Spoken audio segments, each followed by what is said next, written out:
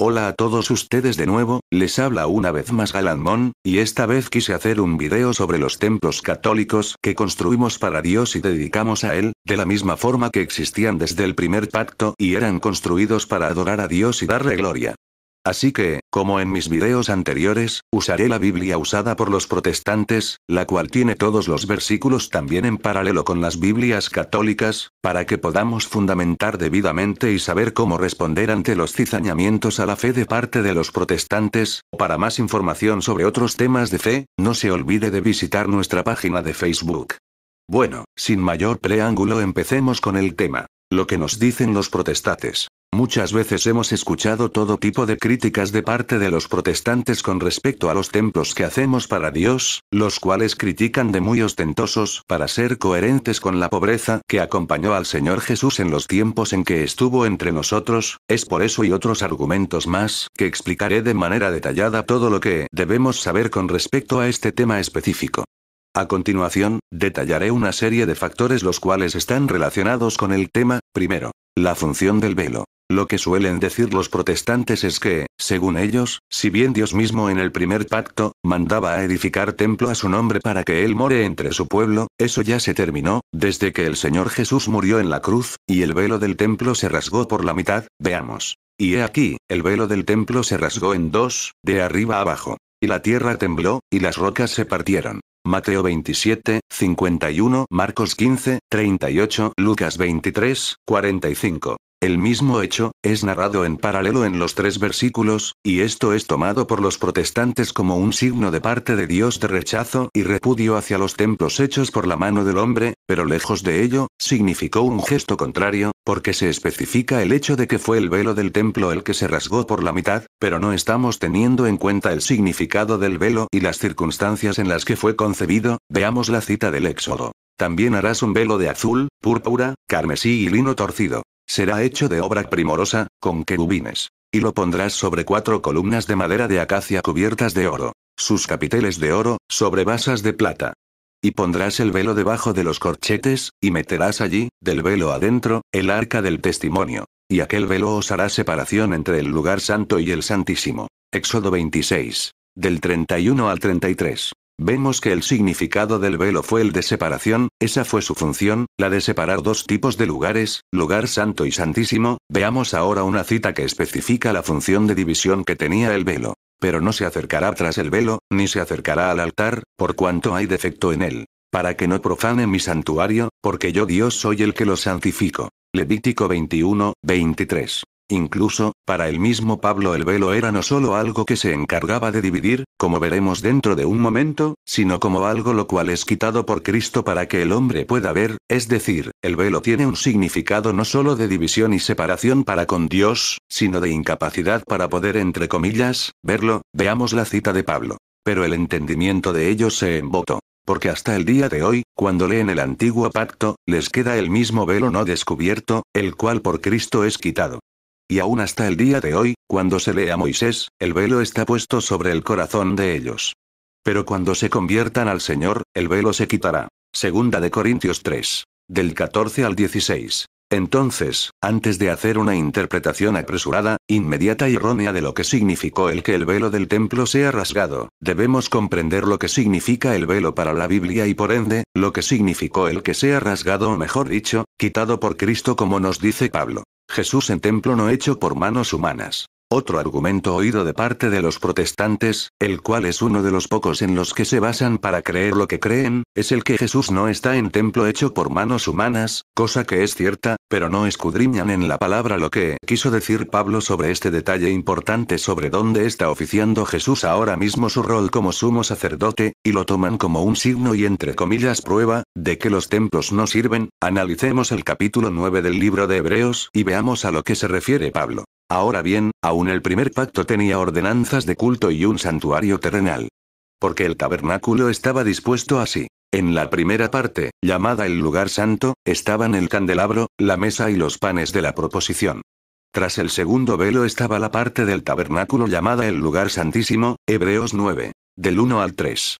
Pablo empieza citando el primer pacto, en donde, como dije antes, él mismo también identifica el velo como un signo de separación entre lugares santos, en este caso, un lugar santo, y otro santísimo. Veamos ahora lo siguiente. Y así dispuestas estas cosas, en la primera parte del tabernáculo entran los sacerdotes continuamente para cumplir los oficios del culto. Pero en la segunda parte, solo el sumo sacerdote una vez al año, no sin sangre, la cual ofrece por sí mismo y por los pecados de ignorancia del pueblo. Hebreos 9. Del 6 al 7. Prosigue Pablo especificando el rol de sumo sacerdote, el cual entraba una vez al año para expiar los pecados del pueblo como mediador. Sigamos viendo. Pero estando ya presente Cristo, sumo sacerdote de los bienes venideros, por el más amplio y más perfecto tabernáculo, no hecho de manos, es decir, no de esta creación. Hebreos 9, 11. Aquí, Pablo especifica que es ahora Cristo el que realiza el rol que hacía el sumo sacerdote de manera más perfecta, siendo Jesús sumo sacerdote y cordero de sacrificio al mismo tiempo, oficiando con su propia sangre. El detalle de esta cita es que Pablo no descalifica el templo hecho por mano de los hombres, sino que da a entender que, el templo que no es hecho por mano de hombres, es decir, como él mismo dice, que no es de esta creación, sino uno más perfecto, es en el que está Cristo Jesús. Pero sigamos viendo el pasaje. Y además de esto, roció también con la sangre el tabernáculo y todos los vasos del ministerio. Y casi todo es purificado, según la ley, con sangre. Y sin derramamiento de sangre no se hace remisión. Fue, pues, necesario que las figuras de las cosas celestiales fuesen purificadas así. Pero las cosas celestiales mismas, con mejores sacrificios que estos. Porque no entró Cristo en el santuario hecho de mano, figura del verdadero, sino en el cielo mismo para presentarse ahora por nosotros ante Dios. Hebreos 9. Del 21 al 24. Finalmente, Pablo habla de las figuras de las cosas celestiales, las cuales son y deben ser purificadas, es decir, las cosas terrenales que son figura de las cosas que están en el cielo. En otras palabras, Pablo no descalifica los templos, las figuras de las cosas celestiales, sino que las plasma como el necesario y provechoso reflejo de lo que hay arriba en el cielo y no forma parte de esta creación, en el que está el mismo Cristo Jesús oficiando como sumo sacerdote. Así que, no es como nos quieren hacer creer los protestantes, que dicen que supuestamente, el hecho de que Cristo esté en un santuario no hecho por mano de hombres significa que no se deben tener santuarios terrenales, sino que son, como nos dice Pablo, la figura de las cosas celestiales. Veamos ahora el siguiente punto. La destrucción del templo. Este es otro argumento repetido por los protestantes, quienes interpretan como un signo de rechazo total de parte de Dios hacia los templos, el hecho de que él mismo haya predicho la destrucción del templo de Jerusalén, cosa que no es cierta, puesto que la destrucción de ese templo no fue un rechazo de Dios a los templos en sí mismos, sino la consecuencia funesta de la terrible transgresión del antiguo pueblo de Dios. Veamos las citas correspondientes. Jesús, respondiendo, le dijo: ¿Ves estos grandes edificios? No quedará piedra sobre piedra, que no sea derribada. Marcos 13, 2. Pero Jesús también dice. Respondió Jesús y les dijo: Destruid este templo, y en 3 días lo levantaré. Dijeron luego los judíos: En 46 años fue edificado este templo, y tú en 3 días lo levantarás. Mas él hablaba del templo de su cuerpo. Juan 2. Del 19 al 21. Es en especial esta cita en la que se basan para decir que Jesús, supuestamente, manda a destruir todos los templos, para que el único templo que exista y deba existir sea el que no es construido por mano de hombres, o sea, el que no es de esta creación como acabamos de ver anteriormente. Sin embargo, como venimos diciendo, esto no fue un rechazo ni una orden de parte de Jesús para destruir los templos, sino la consecuencia ineludible de parte de Dios para con los transgresores del pacto. Veamos la siguiente cita. Te planté de vid escogida, simiente verdadera toda ella. ¿Cómo, pues, te me has vuelto sarmiento de vid extraña? Aunque te laves con lejía, y amontones jabón sobre ti, la mancha de tu pecado permanecerá aún delante de mí, dijo Dios el Señor. Jeremías 2. Del 21 al 22. Como vemos, el antiguo pacto ya estaba condenado a ser despojado de los privilegios que gozaba a los ojos de Dios, y ello tenía consecuencias. Veamos el siguiente pasaje. Por tanto, así ha dicho Jehová Dios de los ejércitos, Dios de Israel. He aquí traeré yo sobre Judá y sobre todos los moradores de Jerusalén todo el mal que contra ellos he hablado. Porque les hablé, y no oyeron. Los llamé, y no han respondido. Jeremías 35, 17. Aquí, comprobamos que Jerusalén estaba ya condenada a sufrir las penalidades justas por haber transgredido el pacto con Dios, y más específicamente, la destrucción de su templo. Por tanto, a causa de vosotros Sión será arada como campo, y Jerusalén vendrá a ser montones de ruinas, y el monte de la casa como cumbres de bosque. Miqueas 3:12. Vosotros sois templo vivo. Aquí hay otro argumento el cual depende de un supuesto tácito que ponen los protestantes en la cita, pero primero, veamos la misma. Vosotros también, como piedras vivas, sed edificados como casa espiritual y sacerdocio santo, para ofrecer sacrificios espirituales aceptables a Dios por medio de Jesucristo. Primera de Pedro 2:5. Veamos ahora las dos siguientes citas las cuales mencionan lo mismo. Porque nosotros somos colaboradores de Dios, y vosotros sois labranza de Dios, edificio de Dios. Conforme a la gracia de Dios que me ha sido dada, yo como perito arquitecto puse el fundamento, y otro edifica encima. Pero cada uno mire cómo sobreedifica. 1 Corintios 3. Del 9 al 10. Y la siguiente referencia que nos da Pablo sobre esto. ¿O ignoráis que vuestro cuerpo es templo del Espíritu Santo, el cual está en vosotros, el cual tenéis de Dios, y que no sois vuestros? Primera de Corintios 6:19. Como vemos, primero en el libro de Pedro, habla a los creyentes que ellos son también casa espiritual, es decir, no hay una exclusión en cuanto a que el templo, la misma casa de oración como describe Jesús al templo, deja de ser casa de Dios, sino que ahora también los creyentes son casa espiritual. Y como dice en los pasajes del libro de Primera de Corintios, no hay exclusión alguna con respecto del templo como casa espiritual de Dios, pero los protestantes hacen de la cita lo siguiente. Porque nosotros somos colaboradores de Dios, y solo vosotros sois labranza de Dios, edificio de Dios. Primera de Corintios 3:9. ¿O ignoráis que solo vuestro cuerpo es templo del Espíritu Santo, el cual está en vosotros, el cual tenéis de Dios, y que no sois vuestros? Primera de Corintios 6:19. Juzgue usted mismo si es que es cierto que los protestantes incluyen una palabra que en verdad no está ni en sus mismas Biblias para cambiar el significado y el mensaje que ella da.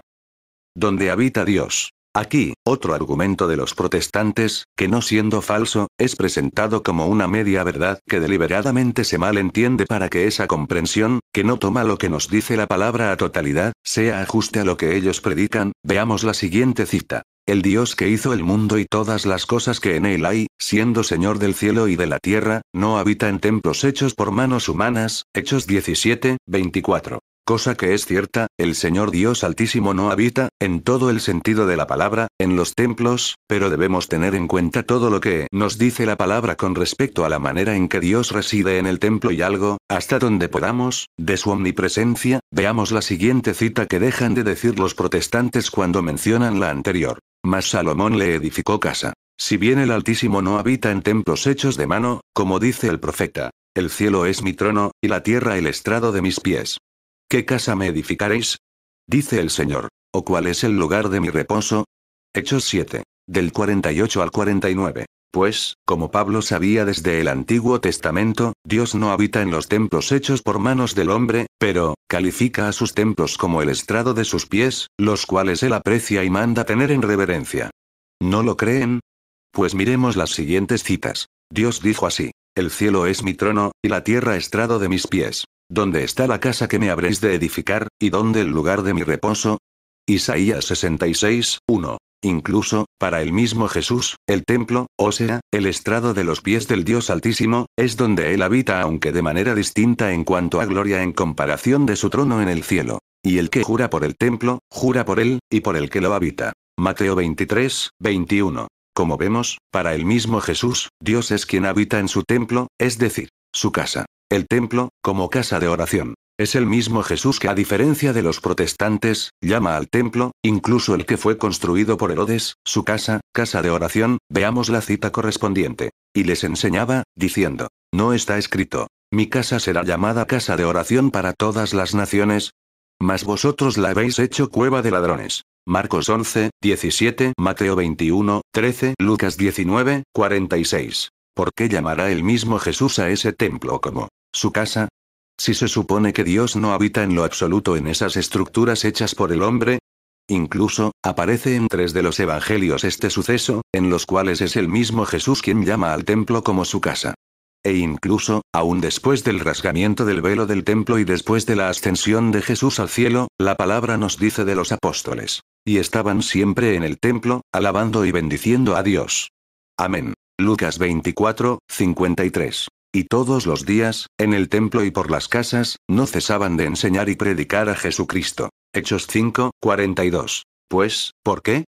Porque como dice la palabra desde el primer pacto, y para ello citaré a Isaías. Yo los llevaré a mi santo monte, y los recrearé en mi casa de oración. Sus holocaustos y sus sacrificios serán aceptos sobre mi altar. Porque mi casa será llamada casa de oración para todos los pueblos. Isaías 56, 7. Entonces, ¿acaso el hecho de que nosotros seamos también templo de Dios, significa para la Biblia que los templos no son lugares donde se da gloria a Dios siendo ellos el estrado de los pies de Dios?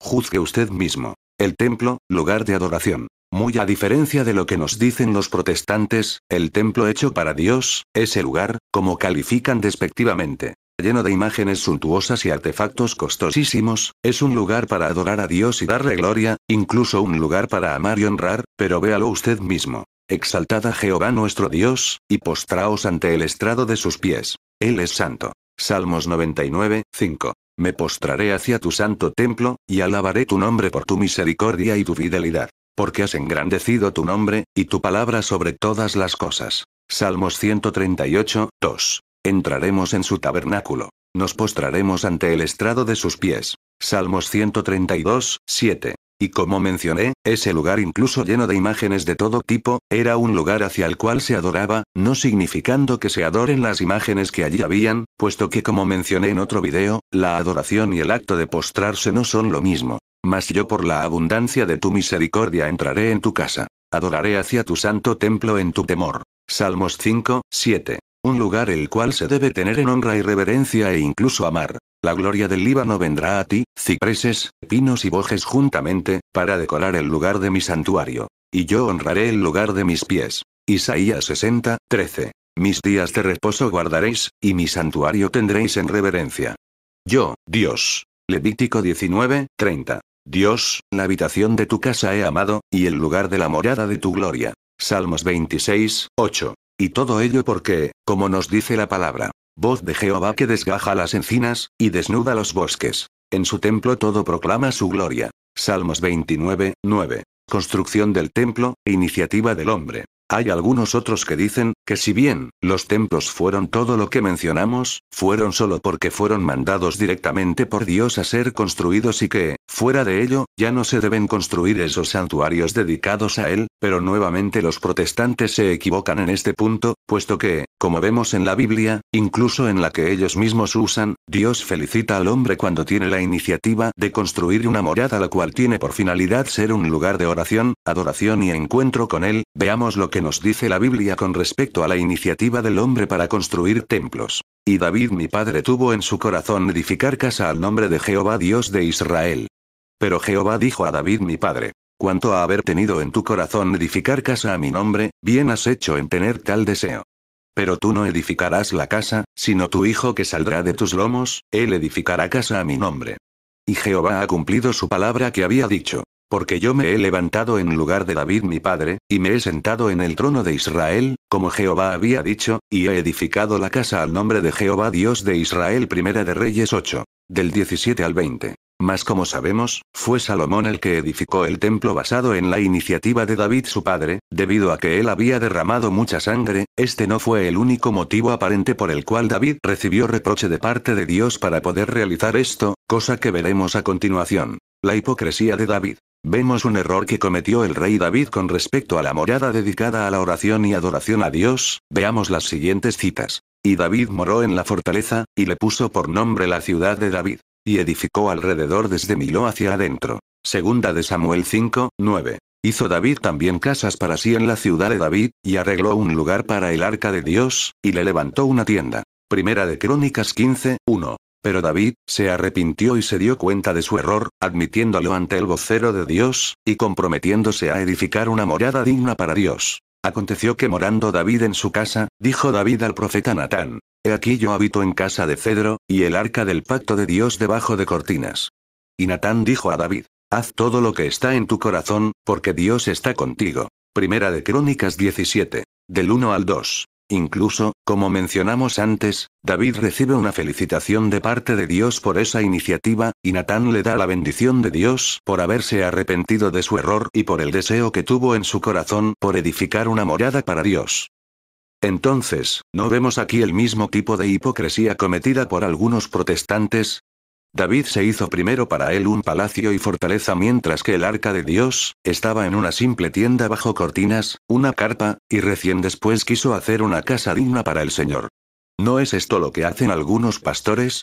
Quienes critican a la Iglesia Católica por edificar templos ostentosos pero dedicados a Dios, y cuyos, entre comillas, templos son más bien auditorios llenos de sillas de plástico y gigantografías de ellos mismos, y cuyas riquezas no están en esos templos, sino más bien en las cuentas bancarias de los pastores que las guían. Veamos que es eso mismo lo que Dios criticó. ¿Por qué habéis hollado mis sacrificios y mis ofrendas, que yo mandé ofrecer en el tabernáculo? Y has honrado a tus hijos más que a mí, engordándoos de lo principal de todas las ofrendas de mi pueblo Israel. Primera de Samuel 2, 29. A partir de esto, ¿qué es lo que podemos deducir sobre lo que Dios piensa, acerca de buscar las comodidades y bienes propios antes que los bienes y ofrendas dadas a Dios? En este caso, sus templos. ¿Es que acaso debemos aceptar que puedan haber personas cuyas casas sean lujosas y costosísimas, mientras que los templos dedicados a Dios Altísimo, sean ambientes pobres y míseros?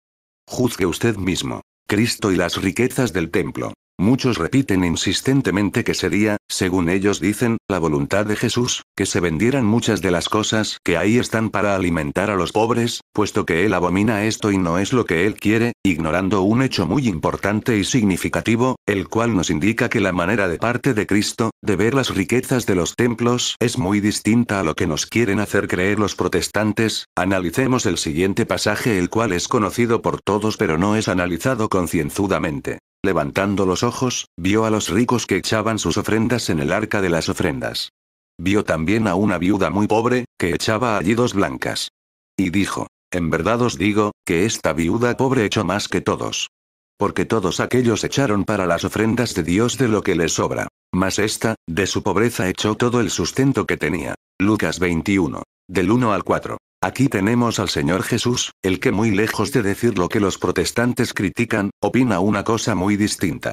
¿Criticó acaso el Señor Jesús el hecho de que los judíos dieran dinero para el arca de las ofrendas para el templo, el cual era para los implementos del templo, en lugar de dárselo a la pobre viuda quien dio, incluso, como dice la cita, todo el sustento que tenía? No, incluso hizo lo contrario, felicitando la actitud de la viuda al dar incluso lo último que tenía, para el templo. Entonces, ¿acaso la voluntad del Señor Jesús sería el que se venda todo lo de los templos para alimentar a los pobres unos cuantos días y que ello, que es patrimonio religioso, pase a manos de gente adinerada y poderosa, las cuales terminen siendo dueñas de objetos que fueron ofrendas de otras personas hacia Dios y hechas por amor a Él? Juzgue usted mismo. Además, dicen muchos que, la Iglesia debe reflejar la pobreza en la que Jesús vivió mientras estuvo entre nosotros, pero ignoran que el Señor Jesús no es pobre, sino leamos el siguiente pasaje. Porque ya conocéis la gracia de nuestro Señor Jesucristo, que por amor a vosotros se hizo pobre, siendo rico, para que vosotros con su pobreza fueseis enriquecidos. Segunda de Corintios 8, 9. ¿Dónde dice acaso que Jesús es pobre por la eternidad? El Señor Jesús fue pobre por una razón, y fue la de humillarse hasta la muerte, para que nosotros, con su pobreza, con su humillación seamos enriquecidos. Porque Jesús fue pobre por nuestra culpa por 33 años, pero, Él es Rey de Reyes y Señor de Señores, por los siglos de los siglos, lleno de gloria y de poder, como nos dice la palabra. Que decían a gran voz: el Cordero que fue inmolado es digno de tomar el poder, las riquezas, la sabiduría, la fortaleza, la honra, la gloria y la alabanza. Apocalipsis 5, 12. Porque, como dijo el mismo Señor Jesús luego de su muerte en la cruz y luego de su resurrección, y Jesús se acercó y les habló diciendo: toda potestad me es dada en el cielo y en la tierra. Mateo 28, 18. Puesto que, luego de morir, Él se sentó en su trono de espléndida gloria y poder infinitos, tal y como Dios Altísimo que es Él, veamos lo que nos dice la Biblia sobre esto. Y haré temblar a todas las naciones, y vendrá el deseado de todas las naciones. Y llenaré de gloria esta casa, ha dicho Dios de los ejércitos. Mía es la plata, y mío es el oro, dice Dios de los ejércitos. La gloria postrera de esta casa será mayor que la primera, ha dicho Dios de los ejércitos. Y daré paz en este lugar, dice Dios de los ejércitos. Ageo 2. Del 7 al 9. Bienes y riquezas hay en su casa, y su justicia permanece para siempre. Salmo 112, 3. Tus puertas estarán de continuo abiertas. No se cerrarán de día ni de noche, para que a ti sean traídas las riquezas de las naciones, y conducidos a ti sus reyes. Isaías 60, 11. Levántate y trilla, hija de Sión, porque haré tu cuerno como de hierro, y tus uñas de bronce, y desmenuzarás a muchos pueblos. Y consagrarás a Dios su botín, y sus riquezas al Señor de toda la tierra. Miqueas 4, 13. Etc. El templo según Jesús y los apóstoles. Veamos lo que pensaban respecto del templo y la posición que tenían ellos respecto de quienes menospreciaban esa morada santa. Ay de vosotros, guías ciegos. ¿Qué decís? Si alguno jura por el templo, no es nada. Pero si alguno jura por el oro del templo, es deudor. Insensatos y ciegos. Porque ¿cuál es mayor, el oro, o el templo que santifica al oro? También decís, si alguno jura por el altar, no es nada. Pero si alguno jura por la ofrenda que está sobre él, es deudor. Necios y ciegos. Porque ¿cuál es mayor, la ofrenda, o el altar que santifica la ofrenda?